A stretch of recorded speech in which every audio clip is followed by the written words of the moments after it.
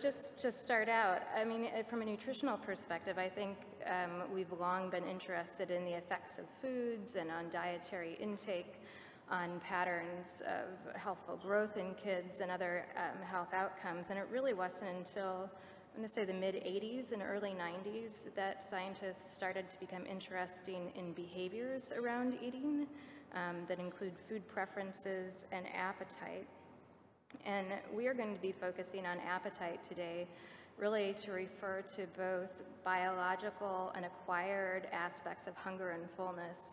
That I think the way that we look at it is being really reflective of both children's experiences as well as the physical and the social environments in which they eat. So we're going to be talking about what's currently known about appetite.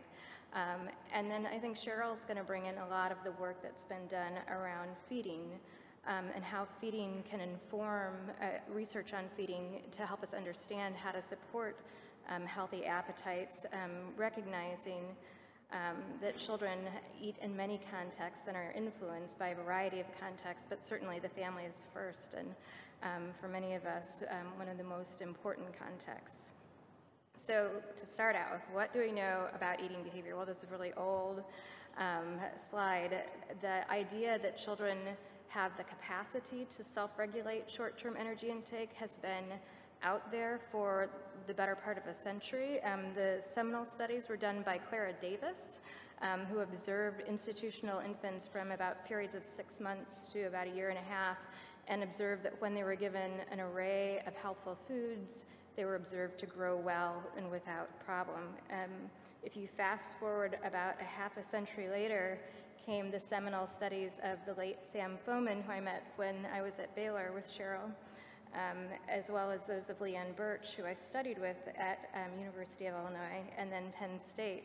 And those more systematic studies were similar in that they showed that infants, in the case of this study, adjusted the volume of formula consumed to maintain energy intake across formula concentrations that were more dense or more dilute than standard term formulas. And these observations were made beginning by about 6 weeks of age.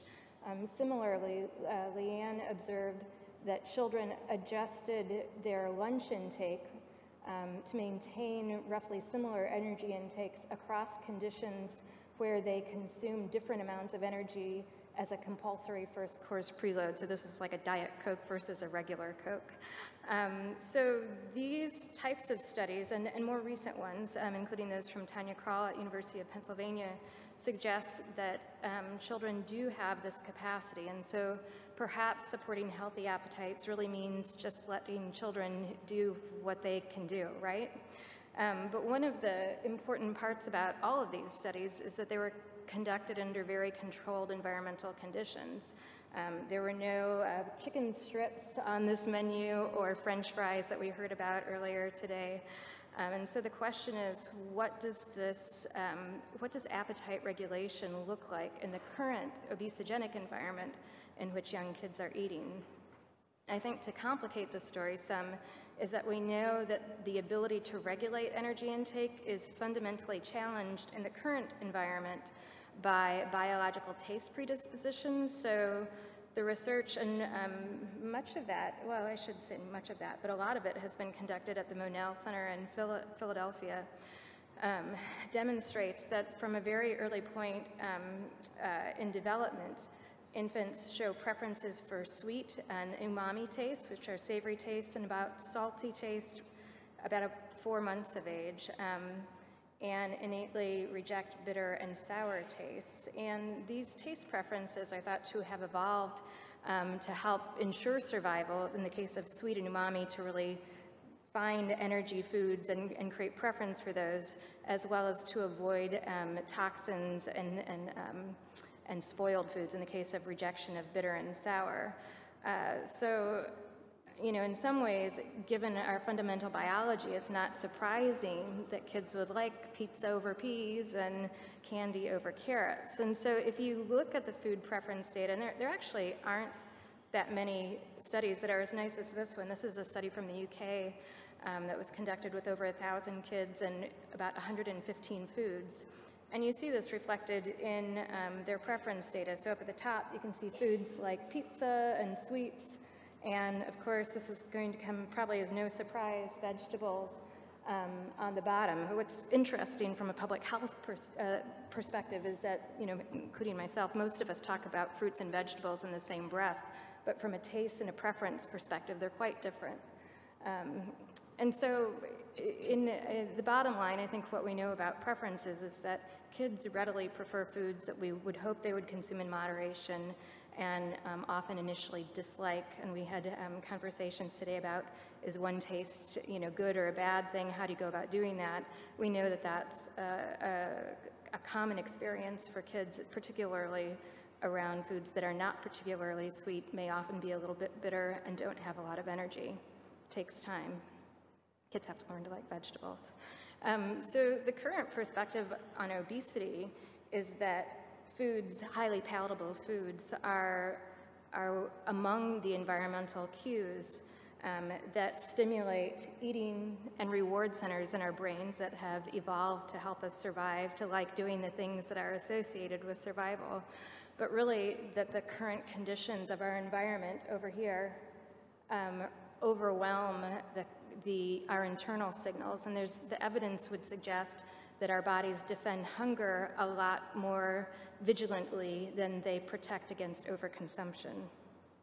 And in fact, if you look at the data, as early as the preschool years, and maybe before, but we really haven't set up our studies to look at this, you see that kids do consume palatable foods even in the absence of hunger. And so in the typical protocol, we would give them a meal. These kids were 5 to 12 years of age, so they're older than preschoolers who we typically study. And after that meal eaten to fullness, they're presented with palatable foods. And most kids eat something, because who wouldn't? It's really unusual, but some kids eat a lot of food in a short amount of time. Among preschool age kids, up to 400 calories in about 10 minutes, which is pretty significant any way you look at it. And these studies, these are data collected by Tanya Krall. This is a discordant sibling pair study. There were 47 pairs, and they found that those siblings who were obese consumed about 34% more energy in the absence of hunger. If you look at the data, they also had full and half siblings. They found that there was a greater correspondence between eating in the absence of hunger among full sibling pairs. And so the reason I present these data are because they point out nicely that there are, yes, we see these trends in general, but we know that there are huge individual variability between kids in their regulation of appetite, and that they are systematically associated with weight status. So if you look at heritability estimates, which is the percentage of a phenotype, think about your eating behavior, that's explained by genetic variation in the population, you see that eating in the absence of hunger, which I just showed you, is about 51%, a heritability of 51%, which is on the same kind of level as older studies looking at body weight. So, and you see that with a number of other aspects of eating behavior, satiety responsiveness, food responsiveness, eating rate. And so this movement towards understanding the biological basis of eating behavior is interesting, because I think previously we knew that body weight had a genetic component, but this actually says that our behavior around the table is also under biological influence, and I think that's a shift in the paradigm.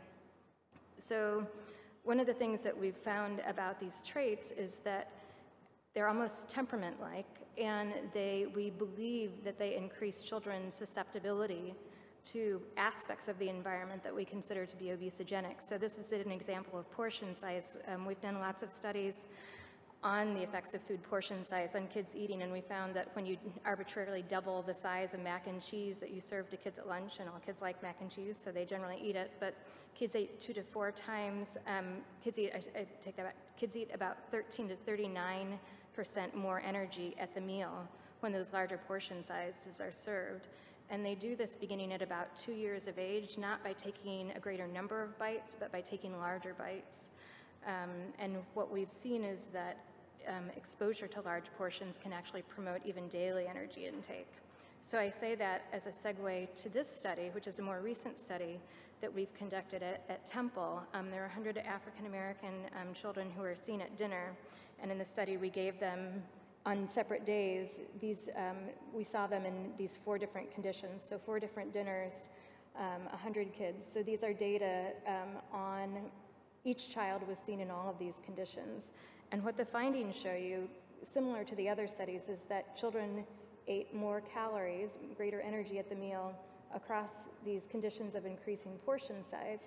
But one of the other things that we saw, which was interesting, is that as portion sizes increased, the variability of responses increased, meaning that when children were given the smaller portion sizes, they tended to act in a similar way, but as the portion sizes grew, their behavior became more variable.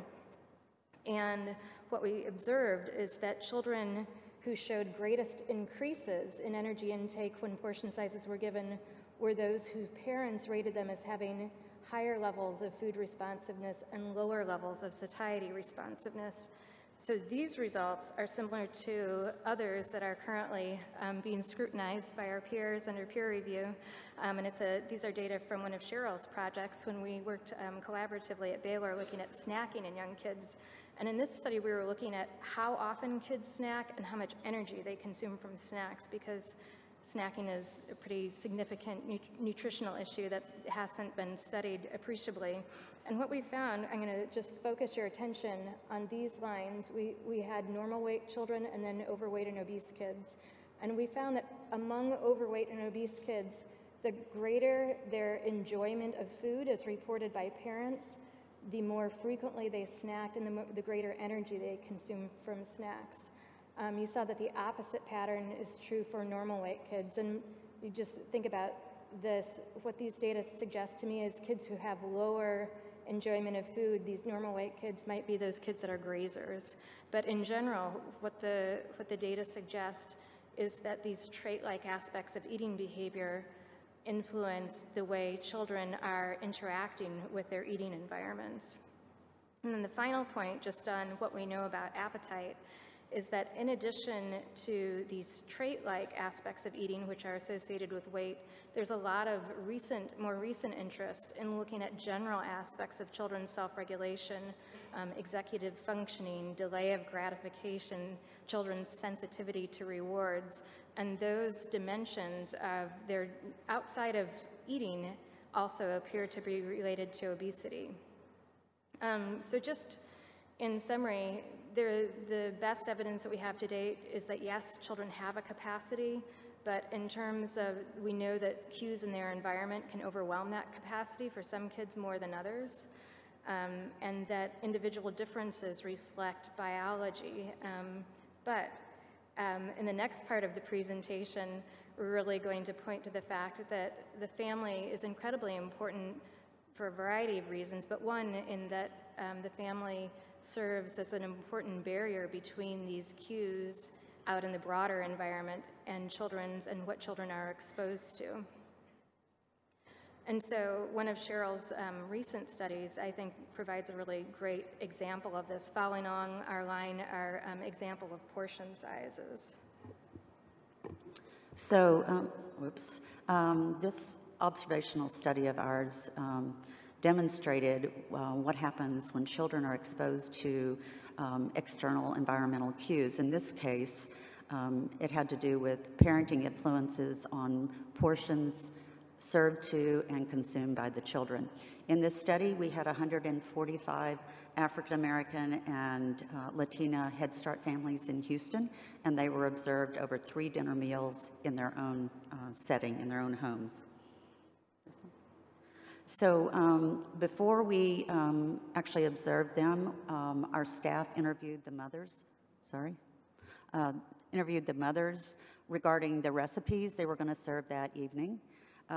We also took digital photos of the family meal. So what we did was we gave the mom standardized plates and cups and asked her to use that in the dinner meal.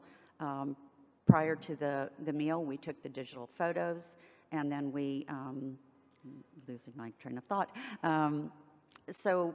We took digital photos, and then the parents started the meal.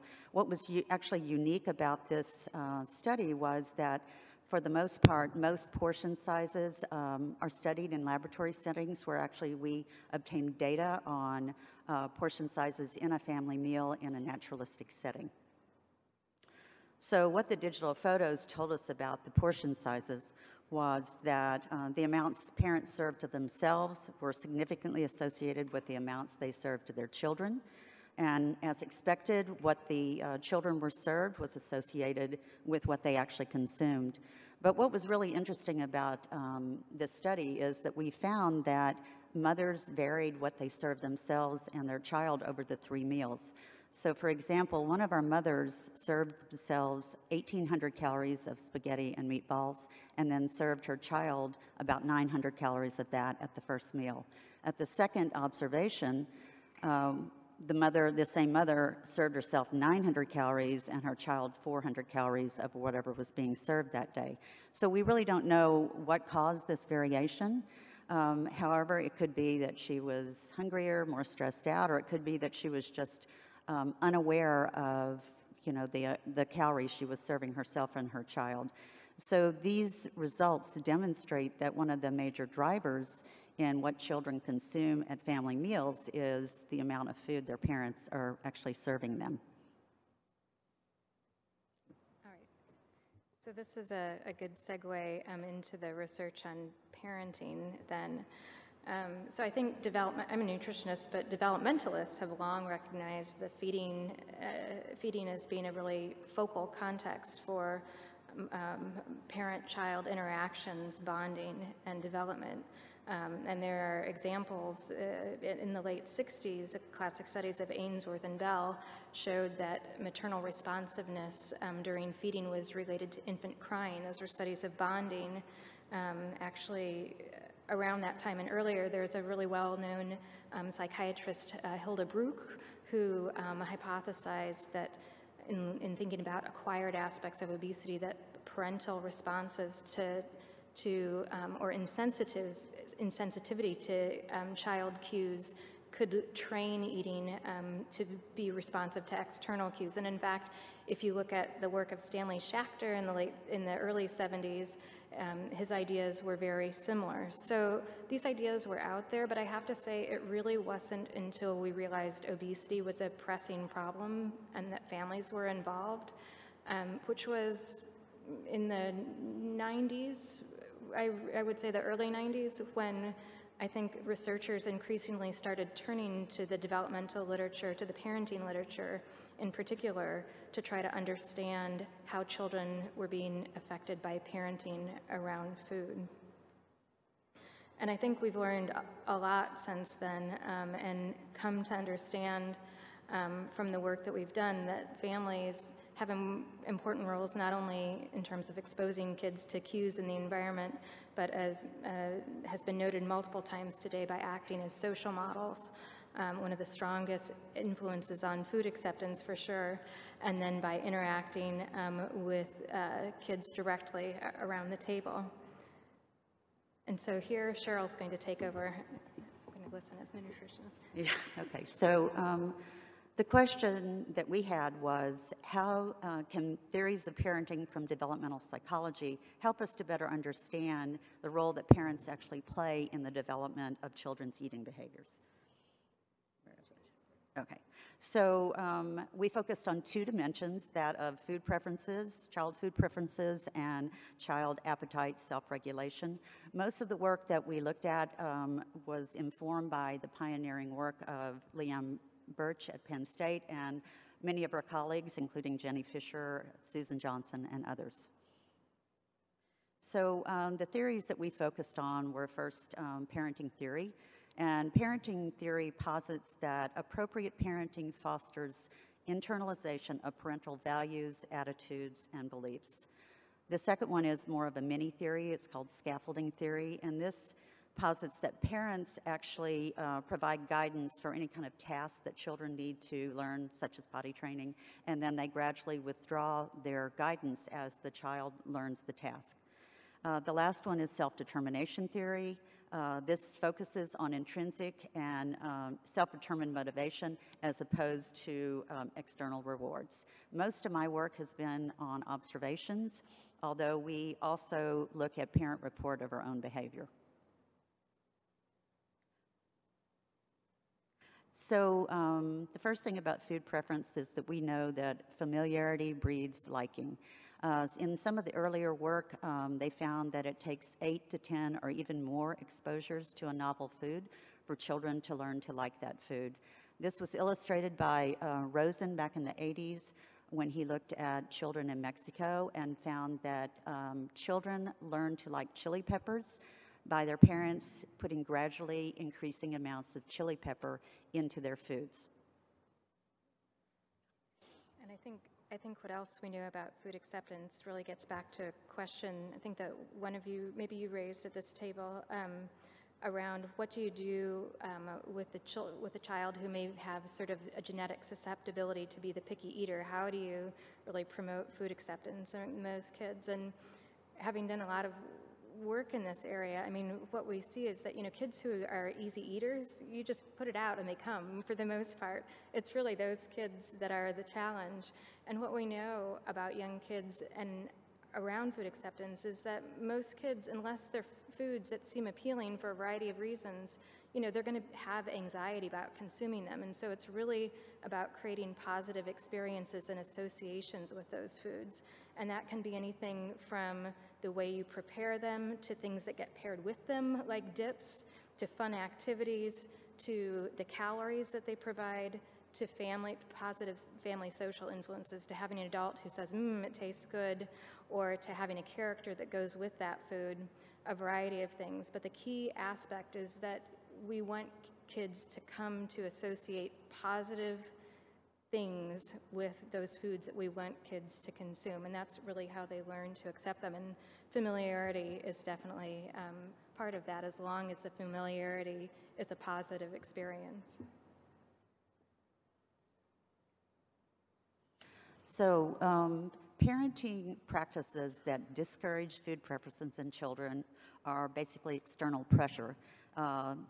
That is using food as a reward or withholding food as punishment. A lot of parents will say to their kids, you can have dessert if you eat your vegetables. And that is problematic when you're dealing with children. Also pressuring to eat. We've found that parents in our observations pressure their children to eat consistently throughout a 20-minute meal.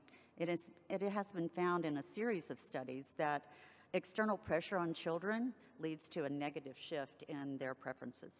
Just wait, I have to stop you. Okay. This is the ad lib portion. Yes. Can you explain in the observational studies how many times you found that moms Yes. were pressuring those kids? So in our, we have like 435 observations of 145 Head Start families. And we, as I said before, we were observing them and audio videotaping them in the home. And we found that in an average 20-minute meal, we had a range of 20 to 140 times that parents actually prompted their kids to eat. And some of the mothers would just continually, without any reasoning, just say, eat your food, eat your beans, eat your dinner, just continually, partially because they wanted to make sure that their kids were getting full. But it, and Jenny will tell you a little bit about some of the studies around that. Yeah, I think it's just interesting because it points out as parents, I mean, we're fundamentally providers. And in terms of food acceptance, well, you can do a lot of things to get kids to eat. But the key is to getting kids to like the foods, because we know that liking drives intake. And this is one of the sort of classics. It's actually a more recent study. It's not one of the classic studies, but it's a nice study because it demonstrates this really well. So in this study, there were 27 preschoolers. Half were told to eat your soup over the course of these meals where these novel soups, squash or corn, were presented as an appetizer. So one group, just regular, they ate the soup. The other group, 5 times, like once every minute, the experimenter would say, eat your soup. And so this shows you kind of the results, and I'll start over with intake, which is on the right side. You can see that for the kids who were pressured to eat their soup, there was not as big of an increase in intake, although there was some increase in intake after the post-test, after the study was over. But the main finding is that those kids who were pressured to eat were much more negative about that novel soup in their comments. And so I think there are many different examples that would suggest this is the case, but this is just a nice one showing that in the short term, strategies that can be really effective don't necessarily act in the way that I think parents, caregivers want to in the long term in terms of promoting the eating behavior that they're trying to achieve. So parenting that likely facilitates food preferences in children are multiple exposures, like I said, 8 to 10 or even more exposures to a novel food, low frequency of external pressure, that is using food as reward or threat, and then pressuring the child to eat. But what really facilitates is responsive type feeding strategies, and that is having children being in an emotionally supportive environment when they're eating, and also appropriate modeling by parents. Yes, oh, I'm next. Okay, so all of this is consistent with parenting theory, child internalization of parent values, and their attitudes. What the parents are wanting the kids to absorb is encouraged by providing choice, also a lot of autonomy support. And then it's discouraged, like I said before, by tangible rewards, threats and punishments, and any kind of external pressure. So this is one of the first studies that was actually done looking at parental control in feeding and how it affected appetite regulation in children. This was published by Susan Johnson and Leanne Birch back in '94. And what? The data were collected at the Child Development Lab at University of Illinois. I didn't even know that. Okay. So in this study, these were compensation trials. So the children were given a preload that varied by about 100 calories, and then the researchers measured what they ate at a meal 25 minutes later. But more importantly, they asked parents to report on their own control in feeding. And what was found in this study is the higher amount of control that parents reported using in feeding, they had children who had a lessened ability to regulate their appetite. And these researchers mentioned that probably the best way to, or the best context in which to feed children would be to provide healthy foods and then allow the children to choose what and how much they were going to eat. Oh, so what the literature tells us about parenting and child appetite, there are many feeding strategies that interfere with appetite regulation or sensitivity to internal cues. That is, telling your children to eat everything on the plate, using food as a reward, telling them constantly, like we see, to eat their food on the plate, and restrictive feeding. So we know that consistent with parenting, in the parenting theory, that over-control in feeding is problematic. We think that in response to external pressure to eat, that children learn to ignore these internal cues they have of fullness, and they do this possibly to please their parents, these are little ones, or even to stay out of trouble. But under control in feeding is also a problem. Most of my work has been on feeding styles, and we've found over, I think, 7 to 8 different separate samples now that indulgent parents, those who are high on responsiveness but low on control, have children who have a higher weight status. So how do we reconcile these findings of over and under control? Wendy Grolnick, who is a self-determination theory researcher, identified 3 parenting dimensions that actually encourage intrinsic and self-motivated or self-motivation. The first is autonomy support. That is when parents use techniques that actually encourage problem-solving, choice, and participation in decisions, as opposed to punitive discipline or external pressure on their children. The second is involvement, where parents are actively involved and knowledgeable about what their children are doing. And structure is the final one, where parents provide very clear, consistent expectations and follow through and rules for their children's behavior. So although indulgent parents we think are high on autonomy support and involvement, they may be low on structure. That is, they don't provide enough guidance for their children while they're eating. And once again, this may lead to unchecked mindless eating where the children are not paying attention to those internal cues of fullness and hunger. And then they consume a lot of low nutrient foods. So this has been supported by empirical evidence. In this first study, we had over 700 Head Start parents across Birmingham, Alabama, and Houston, Texas, and we found that children of indulgent parents consume lower amounts of fruit, vegetables, dairy, and higher amounts of energy-dense foods. In the second study, conducted by Erin Hennessy, she looked at low-income rural families across the country, and she found that children of indulgent parents consumed higher amounts of low-nutrient, energy-dense snacks. And then in a final study that Jenny actually did when she was still in Houston, in middle-income families, she found that children of indulgent parents self-selected larger portion sizes and consumed more relative to the other styles. So parenting that likely supports child appetite would be slowing down meals. I think we've talked about that earlier.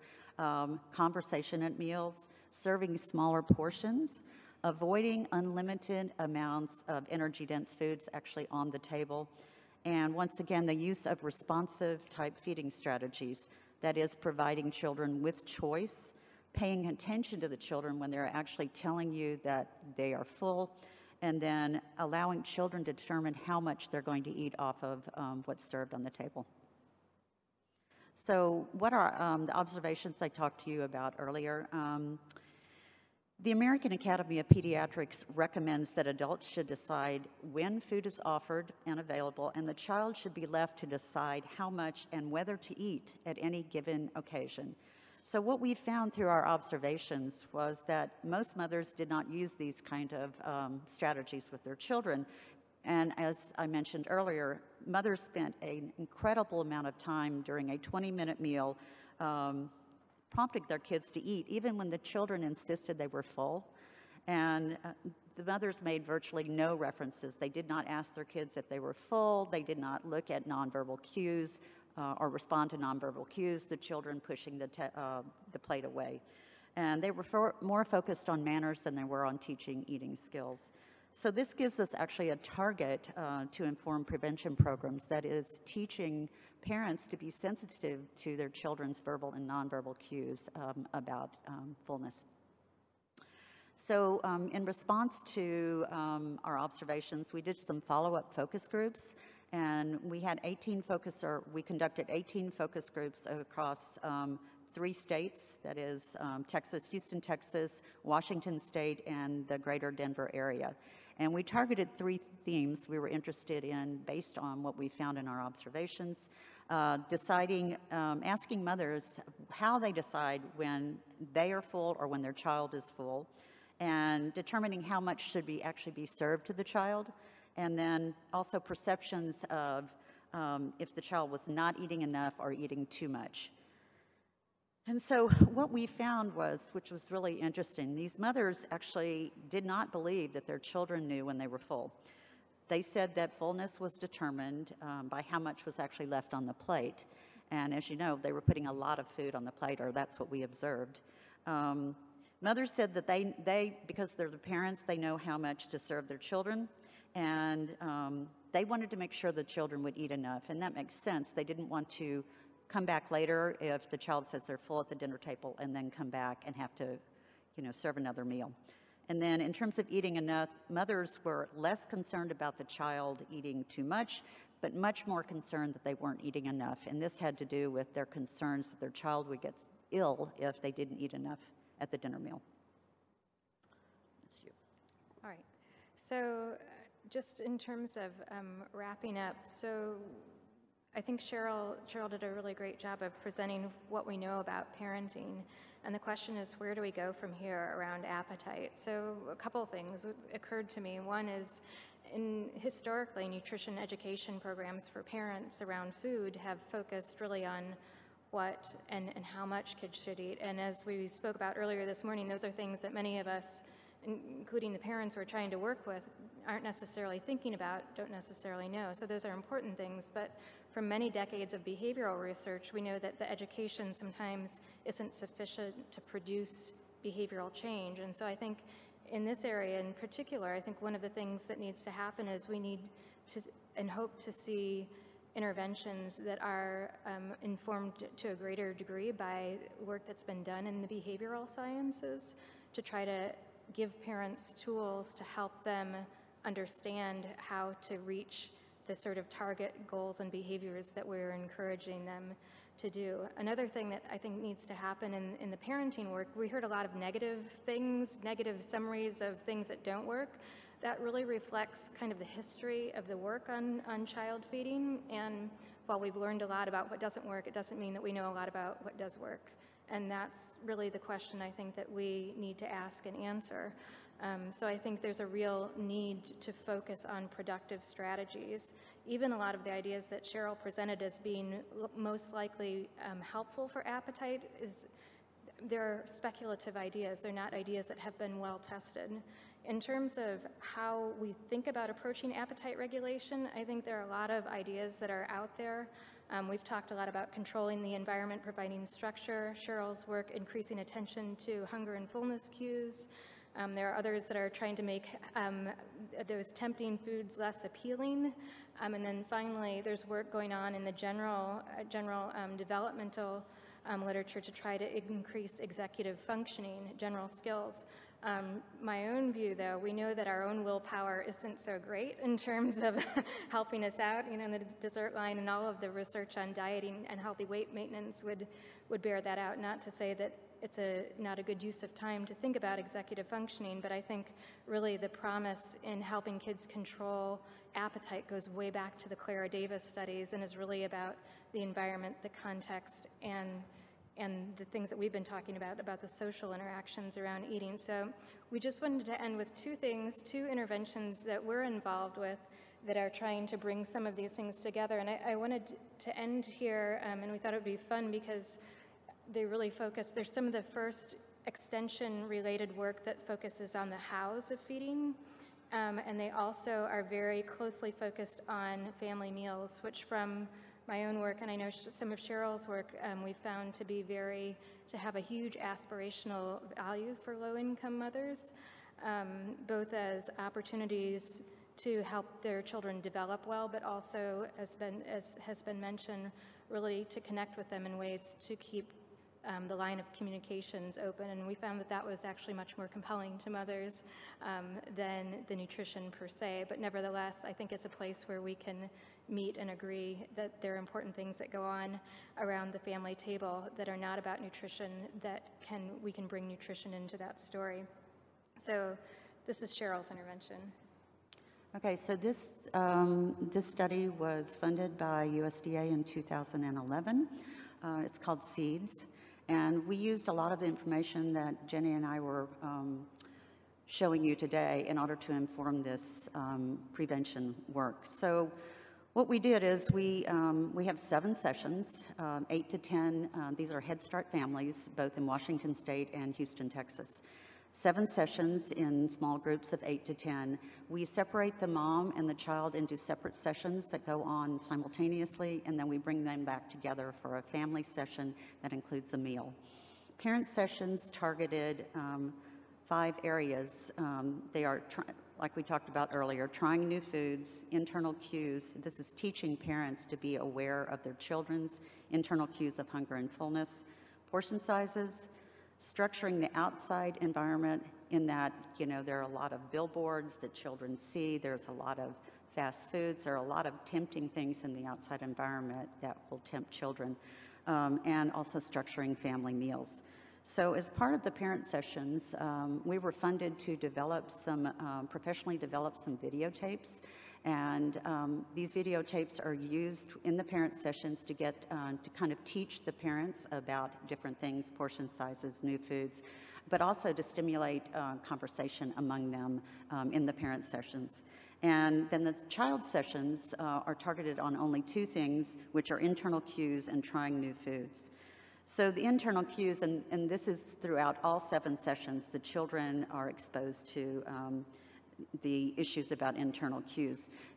We used as a template a project that Susan Johnson published in, I think, 2000, and she had an intervention study where she actually went into daycare centers and tried to teach children about their own internal cues of hunger and fullness.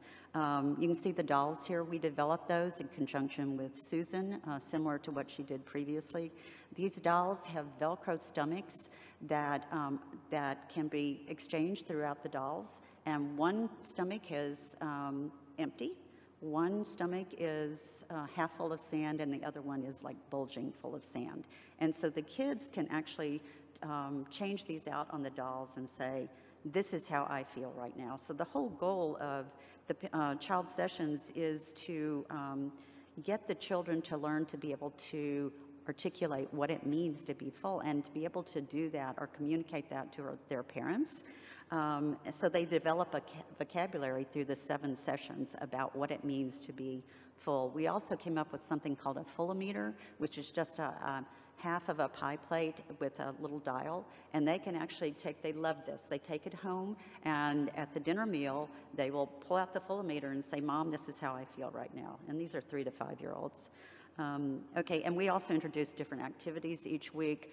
We have storybooks that we talk about these internal cues. The Hungry Caterpillar is one of them. And the second thing we're focusing on is novel foods, getting children to be receptive to exploring new foods, especially vegetables that may be a little bitter to them. We introduce different foods each week in a little cup, and they have the choice of exploring that by even tasting it. They don't have to taste it. They can touch it. They can smell it. They can do whatever with the foods, with the idea of getting them to see what it feels like to explore new foods and also experience the feeling of trying new things. And these children document their experiences. They have a food adventure journal that they get to take home at the very end. After that, the mother and child come back to a family session. We provide a healthy meal, and our children and parent facilitators participate in the meal. This allows the parents and children to bond with one another and continue to bond with their facilitators after the sessions. All right, and ours is, even though these projects were developed completely separately, I don't think we have ever really spoken about them till preparing for this presentation. This has been fun to hear what Cheryl's doing. Are quite similar in a lot of ways. Ours is called the Food, Fun, and Families project, and it's one that has been developed with my colleague Elena Serrano in Virginia Tech, who's in Extension. And the whole idea was really to create an evidence-based program that could be rolled out for SNAP Ed for mothers of preschool-age kids. And the idea here was really to focus, it's an obesity prevention program, but we're really focusing on solid fats and added sugars, which are often referred to as extra calories. Some say empty calories. That's debated in the nutrition world, but thinking about high-fat, high-sugar foods, basically. This is a facilitated group discussion, which is format which is somewhat different from typical SNAP Ed sessions. And so mothers come in, they share their progress on goals that they've made. They go through some sort of demonstration, and then they work with a facilitator to talk about the goals for the next week and barriers that they might expect to face. We, 1 minute, yeah, good, we're there. We have 6 session topics that were developed mostly around our behavioral targets. So we have a bunch of nutrition targets, age-appropriate portion sizes, smaller plates, low-fat milk, water between meals, things that are not probably make sense in terms of reducing intake of solid fats and added sugars. But the premise of this program is that probably helping moms get to those goals is going to be very difficult unless we help them with parenting skills that facilitate those behaviors. And so we're focusing on responsive strategies, much like Cheryl, primarily eating with kids, because we know that moms, in the case of this study, need to be there in order for to have influence, to be responsive to cues, to set limits, and effective praise. So we spent a while doing formative work really to understand how moms were thinking about feeding and to try to meet in the middle. We've conducted a controlled trial in Philly, and now we're finally rolling out this program into SNAP-Ed this fall in Virginia across the state. So it's really quite exciting to evaluate its effectiveness. And again, to my knowledge, this will be one of the first programs within SNAP-Ed to really focus on the hows of child feeding. So it's kind of hopefully a promising note to end on. And just in conclusion, I think, obviously nutrition and developmental perspectives go hand in hand, and we've certainly, I think, benefited from interacting. There are many more disciplines that need to come into play. And I think that really the future of the work in this area is one that involves those disciplines in not just a cursory way, but a real understanding of how we can use them in a synergistic way to help families raise healthy kids. Thank you.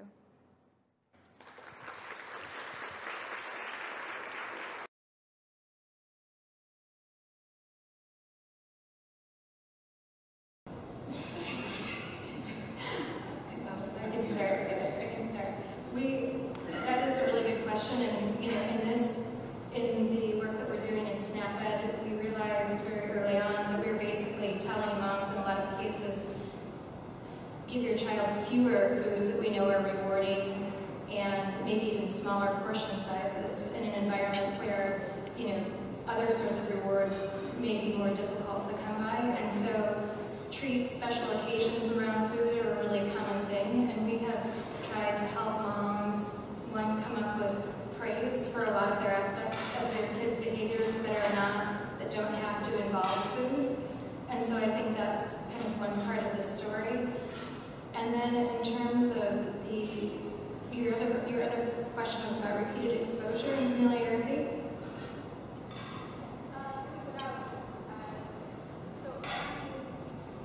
So how do you make it so that children are creating positive associations with these foods without pushing them towards eating emotions or eating for comfort? Yeah, that's a really good question.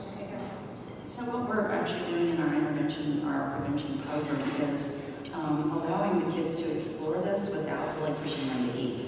So for the novel foods that we come up with that the kids aren't familiar with, we never force them in any way, shape, or form to eat the food. But given the repeated exposures, it's the first week, and we do have the same one food throughout all 7 sessions, and then multiple different foods that are introduced. But if they see these over and over again, and they're not really forced to eat them, then the hope is they might eventually get to the point where they want to taste it. As long as they can smell it, even taste it and spit it out, which parents don't usually like, but we allow that type of thing.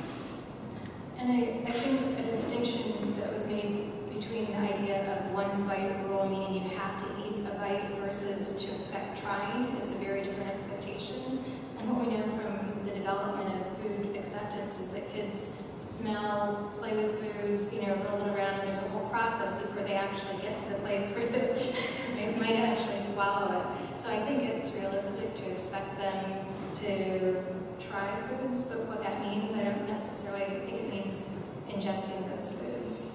And the second part of that is that, I think we focus a lot on how to get kids to eat foods, but if we challenge ourselves with thinking about how do we make foods fun, it's a little bit easier to think about.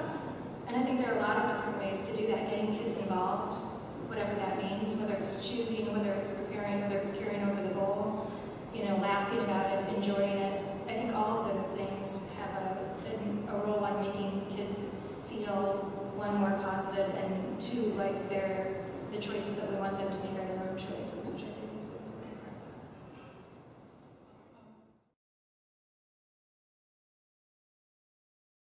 that we're doing with moms who we've recruited through WIC, so they're SNAP eligible.